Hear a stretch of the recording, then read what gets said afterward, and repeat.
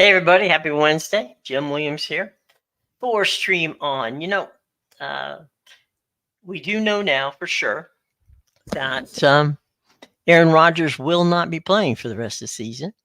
And not only is that sad news for the New York Jets, it also becomes sad news for the networks because they programmed um, 6 Jets games in prime time or in the featured role. So that means that there will be 6 Jets games where the networks will air them without uh, the benefit of Aaron Rodgers, the star of the show. I mean, those of you familiar with Tampa Bay know that when Brady came there, it seemed like every other game was on national television. Well, when you've got a guy like Aaron Rodgers, networks like to take advantage of that situation and show it, to the masses. Unfortunately, for the Jets and for Aaron, it's going to be a tough situation and perhaps a long season. We'll have to see. The Jets did win the game the other night, and they also played very well on defense. So we'll see how the season works out for the Jets. But one thing we do know, it will not be with Aaron Rodgers. Another headline this morning is that YouTube TV, who has taken over for DirecTV with the Sunday ticket package for the NFL, is doing quite well. They are above first week subscriptions in selling the product out. So it's a direct to consumer option, as you all know. You can watch every out of market game.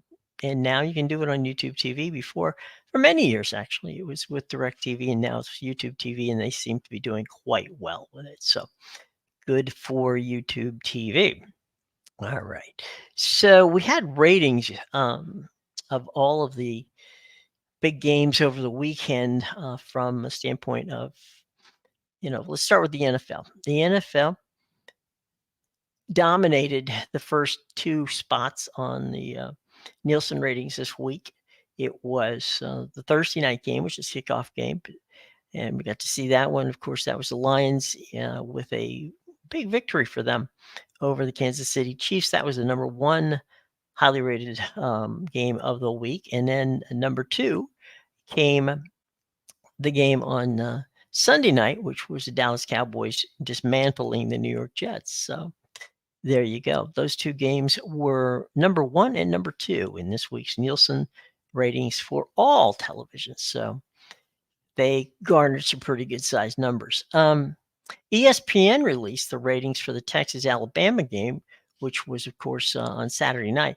That was an 8.8 million viewers came to that. Now, remember the fact that a sizable chunk of New York City, of Los Angeles, of Houston, of Orlando, of Tampa, that was still during the Spectrum blackouts. So the fact that they got an 8.8 with that without the benefit of those markets is pretty amazing. So clearly, college football in Texas and Alabama are a national draw. Now, by the way, at the highest point in that game, it peaked at 10.7 million viewers. Now, according to Fox, the Colorado-Nebraska game had a whopping 8.73 million viewers. That was Saturday's Big Noon broadcast, second week in a row that Colorado has appeared. They obviously opened the season against TCU. That was a monster. They did over 7 million on that one. Now this one broke that and came in at 8.73. Now, one other note of interest, and that is it just happened to be that game, Colorado-Nebraska, on Big Noon Saturday, just happened to be the highest rated Pac-12 game in the history of Fox broadcasting. So, Fox has been broadcasting Pac-12 football for almost a decade now. And the rating on Saturday between those 2 teams, which ironically were not good teams last year. I mean, both of them had a combined win total of 5 games. So not exactly, coming into it. Just goes to show you what Coach Prime is worth on the open market out there when he starts when he starts getting into his shtick. And he's, you know what, the thing is, he's turned that whole program around, and he's done it in a way that really is almost impossible to replicate, because you have a guy who was a rock star personality in Deion Sanders. He recruits a number of really talented young players to his team, which includes his son playing quarterback. And they go off and they win. And it seems that they're drawing quite an audience. Now, I'd like to point out, I think a lot of this audience, which is not a bad thing, is a casual fan. These are people who knew, Dion from his social media aspect, whether it be on Instagram or Twitter, and followed his Jackson State days whenever that was being chronicled by Barstool and by Amazon. And so there's plenty of reasons to like Deion, and there was also plenty of reasons to question whether he could coach. And he proved that at Jackson State, where he went and recruited some outstanding kids. And then whenever he was, people question whether or not the move to the Power Five would be something that would haunt him. It didn't. He stepped up, and so far, going into this Saturday's game against their rival Colorado State, both ESPN and Fox will have reporters on the scene in Boulder for that game. And again, another opportunity for Coach Prime and his team from Colorado to really do some big numbers. So we'll see how that plays out coming up this weekend. So I know Wednesday normally is MLS soccer on the MLS Season Pass on Apple TV Plus. This week, you should know that the MLS will get back started again on Saturday. Okay, not today. The reason being is it's the international break, so that players like Lionel Messi and others can go back and play for their national teams, and then they'll regroup and come back and play. Once they get back here, they'll play on Saturday. Not all of them will be back in that time. It's quite possible Messi won't be back in that time. But at this point in time, we just wanted you to know that today's soccer is not, if you're an MLS fan, there's no MLS soccer on tonight.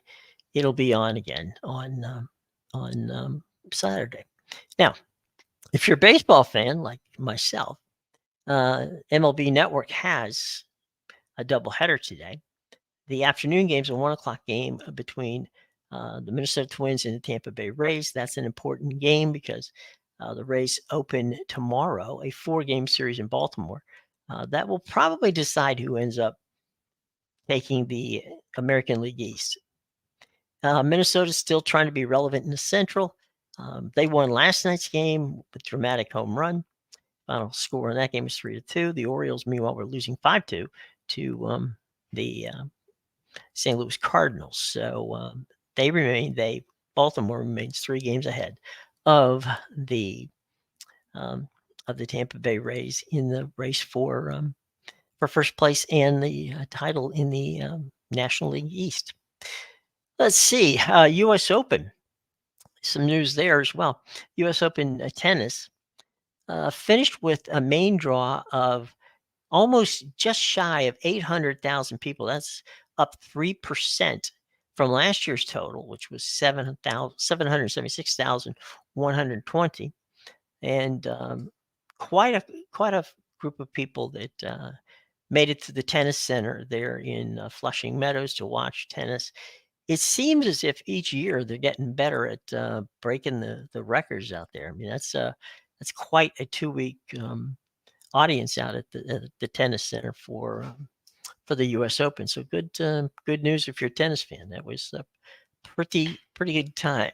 NFL and Fox, we talked about that yesterday. They're celebrating their 30th year, and it really was in this particular time, from a sports standpoint, you would have to put the NFL moving to Fox as possibly one of, if top 3 or 4 things that happened in sports history in in the last decade even. And the reason being is how many affiliates changed from CBS to Fox, giving Fox a huge advantage that they didn't have prior to that. So, TV stations around the country bolted CBS at that time. And the good news for CBS is they were able to bounce back and, do very well in the ratings from a standpoint of the entertainment side. They've done quite well there. While Fox has used their Major League Baseball and their NFL relationships as well as NASCAR to garner some solid sports ratings. So at the end of the day, it was a win-win. But back when Fox and the NFL got together 30 years ago, it was kind of a seismic change in where people watch the games as well as their view of Fox and their television network. So it was a big move. And congratulations to Fox and to the NFL. So let's see. Let's talk about, as I said before, Fox Sports and ESPN will be on assignment in Boulder. Each network will send their college football preview shows as the Buffaloes look to go 3-0 when they host the in-state rival Colorado State University. So again, Coach Prime will have his opportunity to prove to people, hey, gang, we're relevant. NFL Network will partner with the Los Angeles Kings. That's going to be a new show. It's going to be Behind the Glass, which is kind of their version of Hard Knocks. And it's going to be focusing on the LA Kings. So that's coming soon to this fall. We will keep you posted on when it is. Coming to the network. Okay. Disney is exploring kid-focused NFL telecast. Now, why is that? Well, it is because Nickelodeon has done a wonderful job of working with the NFL, and they've had some games, and it's really been good. I mean, it's been a fun time. Fans have liked it. Children have liked it. It's been a big winner for them. So Nickelodeon just announced a new weekly series called NFL Slime Time, and there'll be more details that'll come along on that. But at the end of the day, the real key point here is that Nickelodeon and CBS Paramount has decided that this is that this type of relationship where they really do kind of a cartoon version of the NFL is it's something that the audience enjoyed, something the kids enjoy, and so now everybody's going to get a chance to see NFL Slime Time on Nickelodeon. All right, okay. This week we have some Peacock exclusive games. And here's what we got this week. Peacock exclusive games this week will be number 9, Notre Dame, hosting Central Michigan. That's a 2:30 game. Now, they're going to be followed by what really is going to be, or should be anyway, a very entertaining game. That's number 8, Washington, making it to East Lansing, Michigan, where they're going to be taking on Michigan State. So Michael Penix Jr., who many think has a chance to win the Heisman, will definitely be moving with Washington. So Washington will be up there. They're 2-0. They have a chance to go 3-0. There is a total sense of chaos with regard to the coaching situation at MSU, which you all, I'm sure, are well aware of. So being there will be very interesting. It'll be interesting to see Washington taking on Michigan State in East Lansing. That, of course, is going to happen 5 o'clock on Saturday. So those are the Peacock games. The ABC game at 3:30 on Saturday has the Alabama Crimson Tide, who lost last week, as we mentioned earlier, to Texas, in Tampa, playing the University of South Florida. That, unfortunately, could be a beatdown. We'll have to see.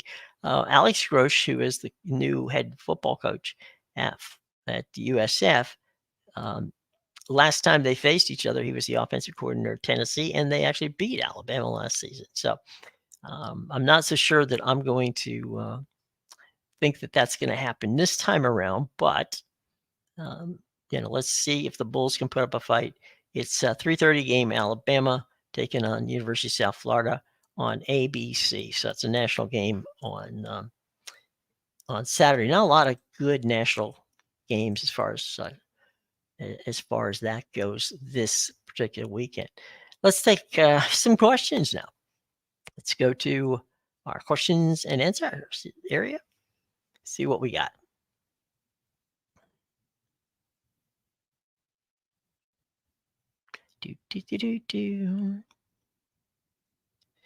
Yes, the Disney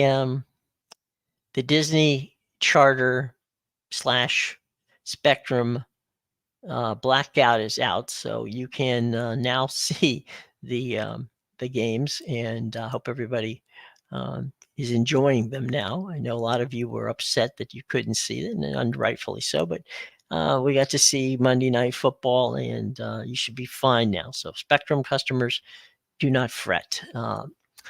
So Bradley, what do you want to know? So everyone who was at the Pac owes the Bills, but Washington State and Oregon State. No, actually, that's not true. What you need to do is check out, and you can find it online. Just type in your Google machine and just say Washington State, Oregon State, Pac-12 lawsuit. And all of the information, which can get very, very detailed, is in there, and it'll explain what Washington State and Oregon State are trying to keep and why the bills need to be straightened out. The judge laid it out in very, very plain English for all of us lawyers to read. So suggestion would be to check it out. It's very simple to find on the websites out there. I would suggest USA Today or ESPN. They all have. Heather Dinich has a good article on it. So Heather's at ESPN, so give that a shout out. Or if you get The Athletic, try that one as well. All right. Again, okay. Dave saying that he enjoyed watching the NFL on YouTube. That it's easier to watch and streams better than what was going on with his DirecTV, and he thinks that it's actually more reliable. Well, that's good to hear. Definitely good to hear. I know that Apple had tried to get that package, and a lot of people were concerned about why didn't Apple get it. And at the end of the day, Apple wanted to use it as a promotional tool to help, drive people for Apple subscriptions. The NFL didn't like the idea that Apple was going to just kind of give it away, even though Apple would have paid, the NFL for the rights to do whatever they wanted to do with it. And so they went ahead, meaning the NFL, deciding that model that Apple had presented wasn't the model they wanted, went ahead and went with YouTube TV. Again, that's chronicled in Sports Business Journal and Front Office Sports. I'll give you details on how that went down. It went down, 6 months ago, but by all means, if you want to really read about how detailed Apple was about using it as a loss leader, if you will, to get subscribers, which wasn't really a bad idea, and how the league reacted and wanted to then move it over to YouTube. Well, again, highly recommend. All you have to do is check Front Office Sports, just type in there and type in about NFL package, and it'll pop up there, and you can read to your heart's content about how that all came about. Let's go down our list here real quick.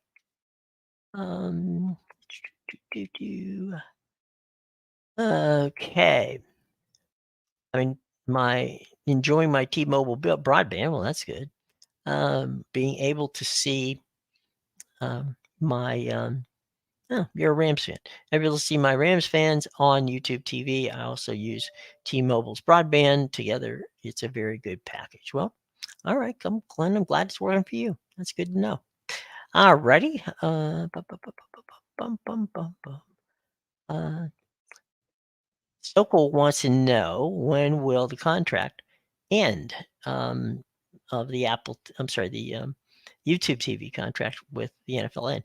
They just signed a new deal. It's not going to end for 10 years. So um, hang in there. Guess he did. That's a no.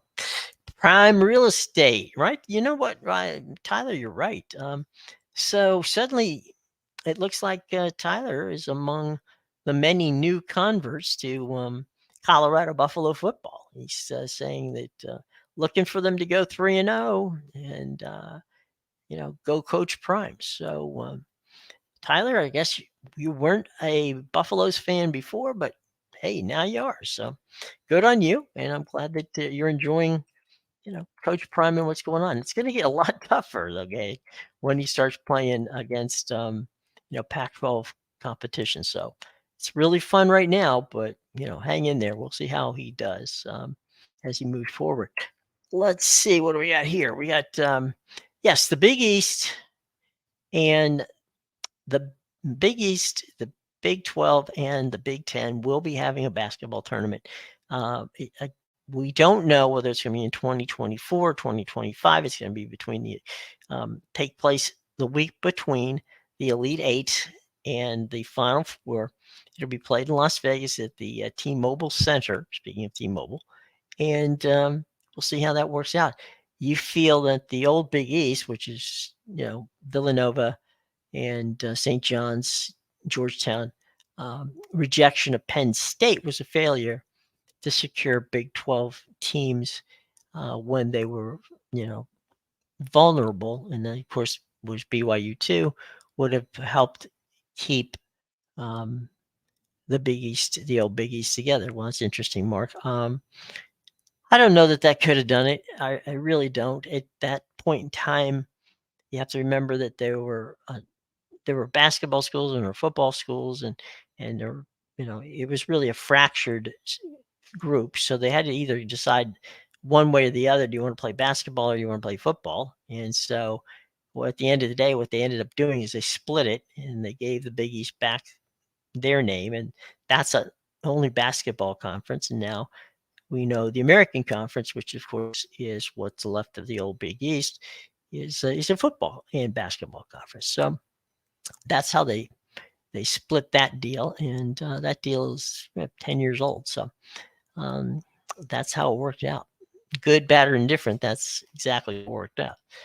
And sad for the Big East, because the Big East was a very entertaining basketball and football league when you consider you had Miami in there, you had Boston College, you had Syracuse, you had a bunch of teams that were quite entertaining. And obviously, the Georgetown Syracuse game back in the day was as great a rivalry as you'd ever want to see, and maybe one of the top 5 or 6 basketball rivalries ever, behind, say, Duke and North Carolina and Notre Dame and UCLA and some of those national rivalries. So, yeah, miss it. Wish it was back, but things move on. There's nothing you can do about it. Okay. Talking about people about what's going to happen to Oregon State and Washington State. We talked with Spencer McLaughlin of Locked On Big 12 yesterday, and Spencer said that they might do, they're exploring a number of different options. Highly recommend you go and check out Spence. He's got Locked On, and you can check that out on YouTube. He'll give you the explanations, but it looks like what Washington State and Oregon State want is they want to see if there's any money left from what happened when the Pac-12 disintegrated. Now there's money out there. The question is how much and where should it go and how should it be divvied up and all that, because 10 of the 12 teams are going their separate ways. So leaving Washington State and Oregon State. So Oregon State and Washington State are saying, well, wait a minute. If all of these teams are leaving, they don't want to get stuck with the bill. And you can't fault them a bit for that. So that's why they took the conference to court, and That's what I said a little bit earlier. If you want to read how that process is going, highly recommend Heather Dennis's story or Dennis Dodd at CBS.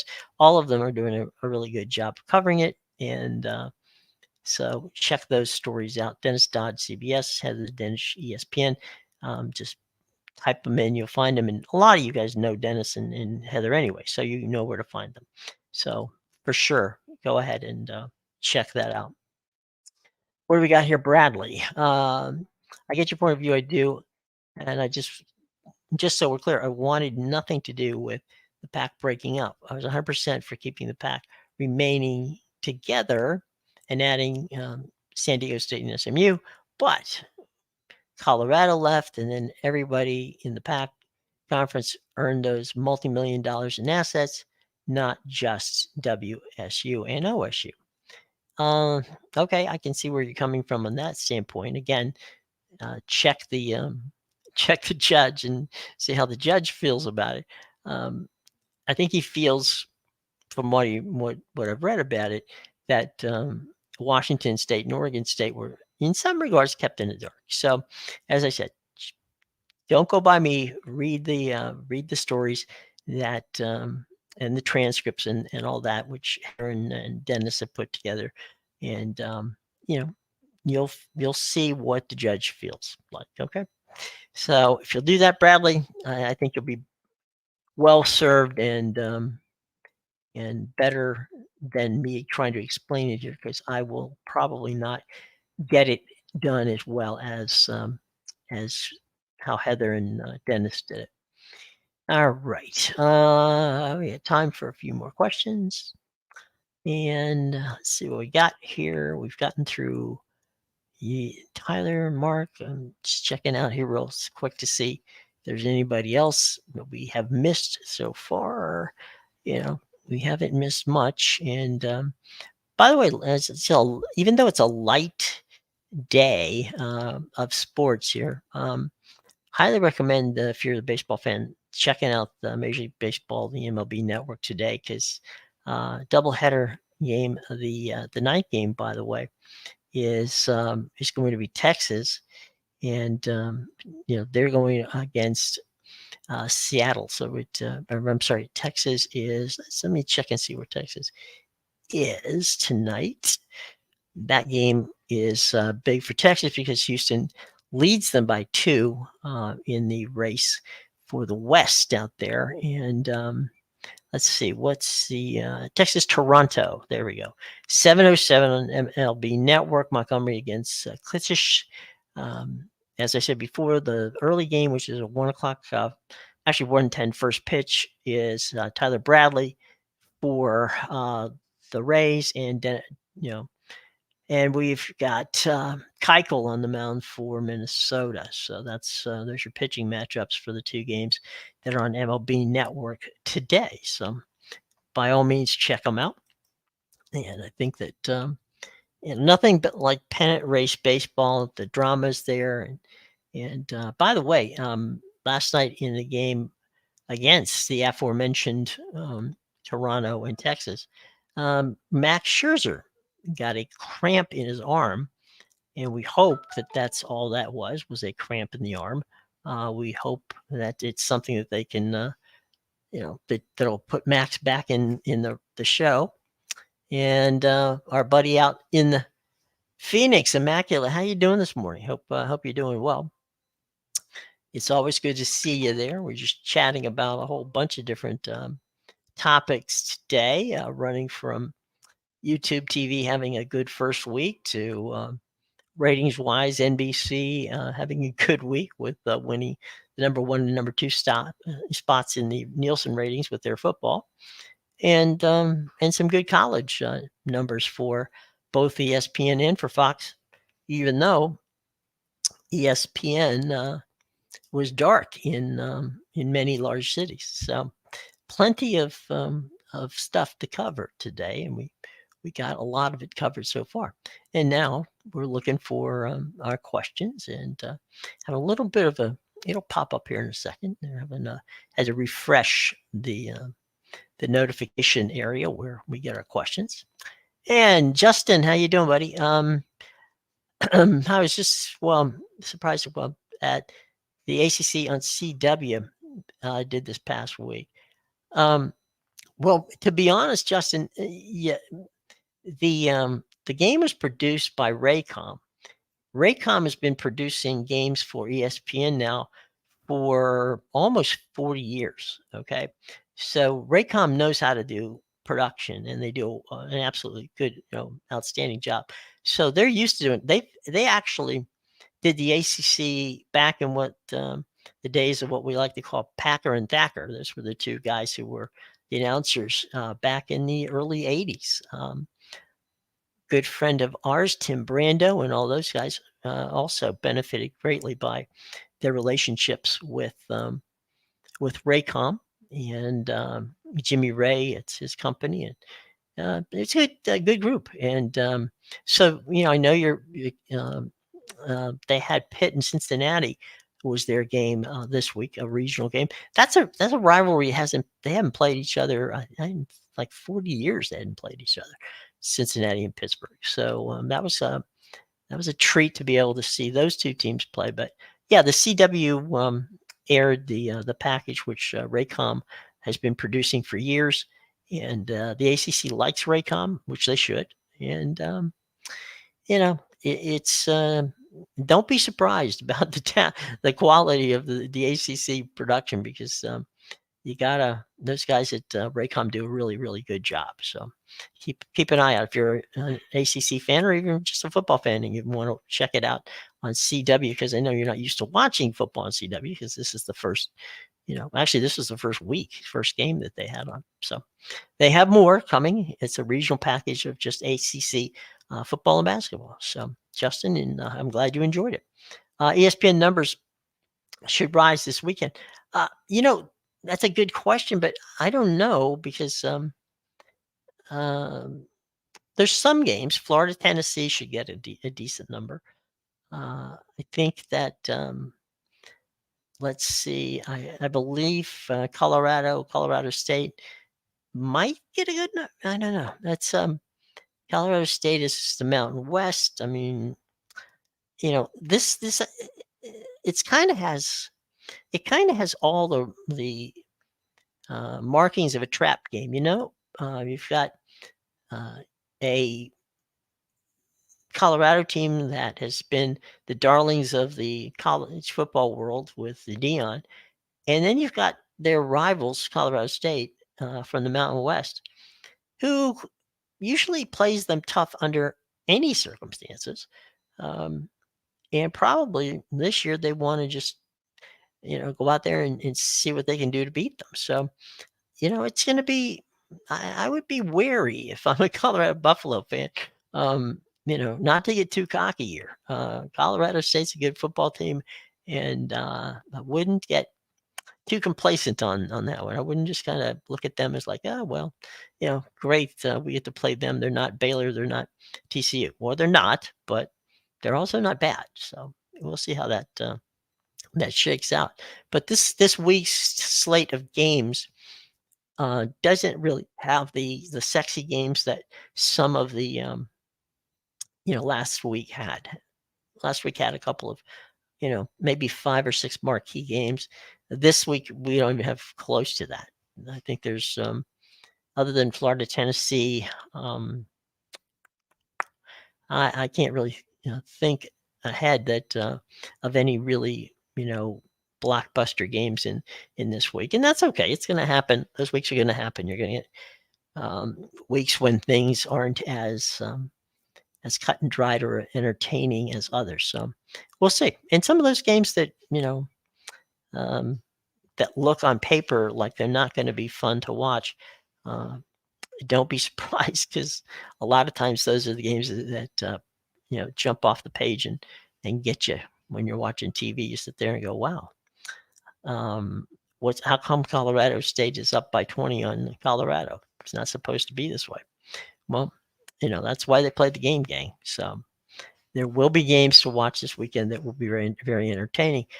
Don't forget, do I think the Pac-2 drama will drag on long enough to cause a second CFP meeting to be made worthless. I don't think. I know the CFP is meeting the end of this month. Yeah, I think that the key to this whole thing, guys, and again, Heather and Dennis have done a good job chronicling it. The key here is, can Oregon State and Washington State come to an agreement with the remaining teams in the conference that allows them to do what they want to do, which may be keep the name of the conference. We've already said, yesterday I went into detail about how that was there's precedence for that because the Big East was able to do that. Perhaps they can do the same thing the Big East did. We'll see. Anyway, there's also money there, but nobody really at this point in time has a real solid concept of what figure it there, what are the assets and what are the liabilities. So that has to be, there's probably going to be some forensic accounting going on there. That's going to take a while. So if they can come, they meaning the big two there, can come to some sort of an agreement. Well, we'll do this, we'll take this in like what in essence would be a settlement. And everybody goes their separate ways. That would probably be the cleanest and the easiest way for this to happen. The rather unfortunate thing is that that's usually not the that they have taken so far. There's been, a lot of twists and turns along the way. So I don't know. I truly don't whether or not that they will. I would hope they'd be able to get it resolved by the end of the month, but your guess, Immaculate, is as good as mine. Justin, what you say?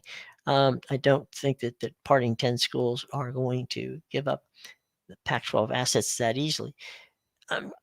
I get what you're saying, and again, that's why they're in court for that. But in fairness, it was those 10 who decided to blow the conference up. So whether or not they are they going to let the assets go? No, they're going to want some money. But then again, if that's the case, then they owe money to Comcast, and they also owe money to the Holiday Bowl, because there's money out there that the conference owes. So if that's the case, fine. Then split those bills 12 ways.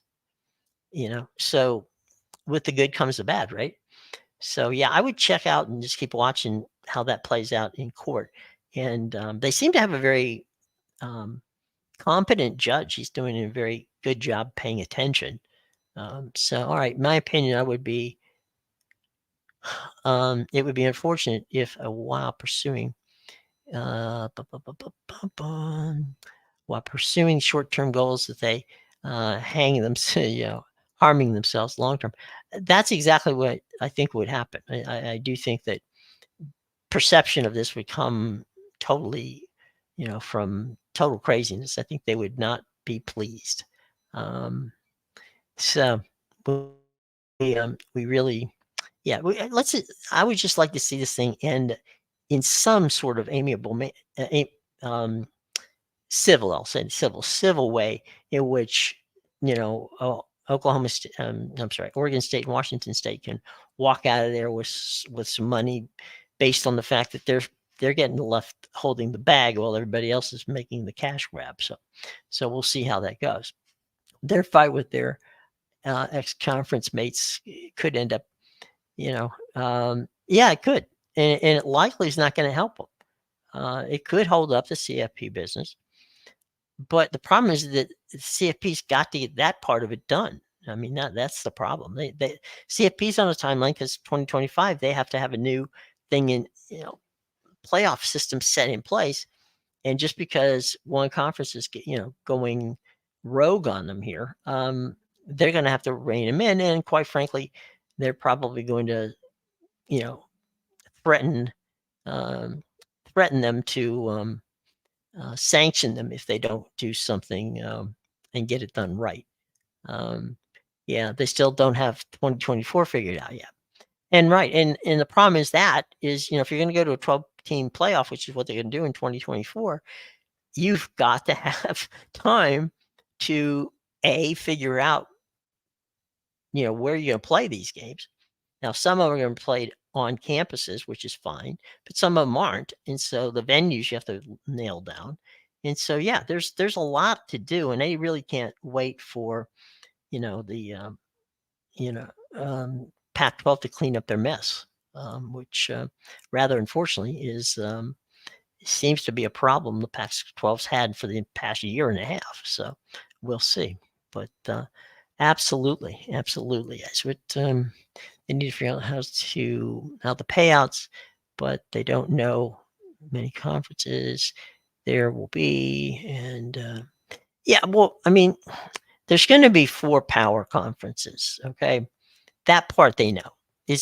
But there's not going to be a 5th. I mean, you can't. The Pac-2 can't still be a power conference. So, and they won't have the votes to sustain that. So, they're going to have to go with the assumption. I'm talking about the CFP now, that there's not a Power 5.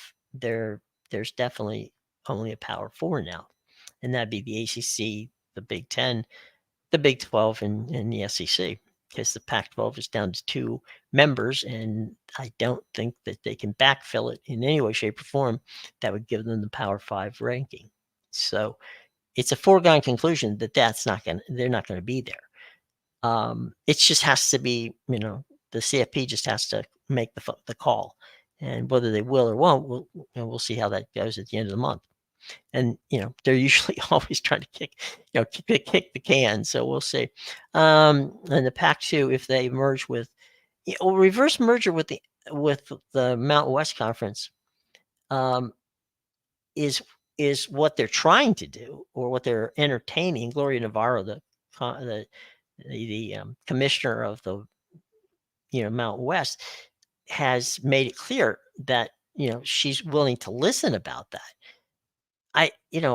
Maybe they get a year, maybe not, of power conference payouts, but they don't even have a media deal. So I don't know where the money for this, venture's coming. And the Mountain West has a TV deal, but it's only $4 million compared to what the PAC had, which was at the time $24 million. So again, I'm not good at math, but I know 24 is more than 4. But there's no deal, so there's really no money on the deal from the PAC at this point in time. The only money on the deal at this point in time, or the money on the table, is the Mountain West, and they would have to go through a reverse merger. That takes time, and then simultaneously, they would have to try to see if there's any TV partners they're willing to pay, and how much would they be willing to pay. And so we don't know any of that, and I think those known unknowns are really what is going to cause Gloria Navarro, the commissioner of Mountain West, to say, this reverse merger concept is interesting, but maybe the better thing to do would just be to settle for Oregon State and Washington State to take the money from the PAC, take the name, and they could rename the Mountain West the PAC, which she has said she would entertain that too. So you could keep the Pac-12 brand under the, and shelf the Mountain West Conference. The only thing you wouldn't, keep is probably the Autonomous 5, which, you don't have the juice to make that happen anyway. So, this is really going to end up one or 2 or 3 ways, and none of them are going to be, very satisfying to fans of Oregon State or Washington State. It's just not. And you can ask many of the teams. Ask Connecticut of the old Big East. They weren't pleased with how things shook out over there, and there were a lot of teams that weren't. But unfortunately, that's just how it came down. And so, I really think that the PAC is headed in that direction of the old Big East, which it's sad, but unfortunately, it just seems to be that's it. And for them to continue to argue and fight about it is not going to change the result. It's just going to postpone the result. So we'll have to see. All right, gang. You know what? I'm going to be back at 2:00, and looking forward to having you guys back and around. Matthew, if you want to come back at 2:00, and love to have you. Great. I'll send you a link, and we can talk more about this. It's a bit of it's an ongoing soap opera, but I don't think it's going to be ongoing that long. We'll have to see how it plays out. Well, look, gang, thanks a lot for joining. Oh, you got one quick thing. Okay, what is it? It is, speaking of UConn, if UNC leaves the ACC at some point, I think that they're a candidate for backfilling the ACC. Certainly feels, yeah, I mean, look, UConn should have been in the ACC in the first place, but, we're going back to revisionist history here. They were blocked at the time by Syracuse and by Boston College. And as a matter of fact, if you remember, the Boston College president went on radio, mentioned that was the reason that they were blocked, that they decided to block them. Then an hour later came back and said, well, wait a minute, no, I didn't mean to say it that way. That was not, we didn't mean to block them. Well, okay, either you did or you didn't. It doesn't really matter now because, that was years ago when it's all said and done. But yeah, UConn deserves a place at the table. They have been an outstanding basketball power, and they're rejuvenating their football team. So absolutely, 100%. Guys, thanks a lot. Really appreciate you coming by this morning, and looking forward to seeing y'all back here at 2:00. Okay. All right. So enjoyed the show. You guys always make it entertaining, and I do my best to keep the trains on the tracks. Okay. All right. Until tomorrow. I'm sorry, until 2:00. I'm Jim Williams. Have a great day. If you can join us at 2, great. If not, we'll see you at 10 tomorrow.